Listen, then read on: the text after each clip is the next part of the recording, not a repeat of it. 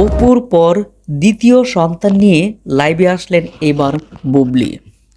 বেশ কিছু সংবাদ মাধ্যমের তথ্য অনুযায়ী চিত্রনায়িকা শবনম বুবলি দ্বিতীয় সন্তানের মা হওয়ার জন্য 2007 সালের শুরু দিকে যুক্তরাষ্ট্রের উদ্দেশ্যে তিনি দেশ ছাড়েন।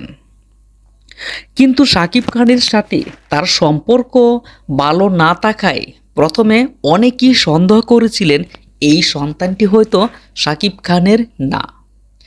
বিগত বছরের জরিপ টেনে দেখলেই সন্দেহের কোনো ভিত্তি খুঁজে পাওয়া যায় না এই সন্তানটিও শাকিব খানের। তবে এটা এখন বেশ প্রমাণিত, আর এর পিছনে যথেষ্ট কারণও রয়েছে।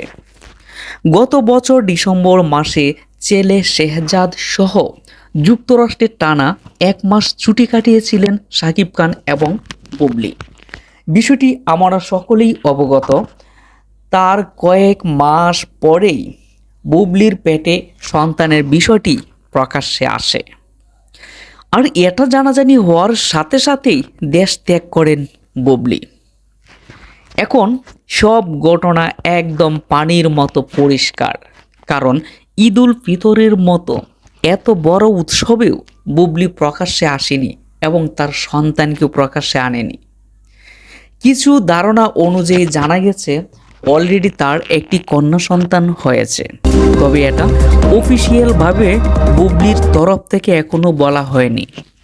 অন্যদিকে শাকিব খান ব্যস্ততায় সময় পার করছে, সেই কারণে এ নিয়ে মুখ খুলেননি। তবে এই মাসের ভিতরে সুখবর নিয়ে হাজির হবেন বলে ধারণা করা হয়েছে।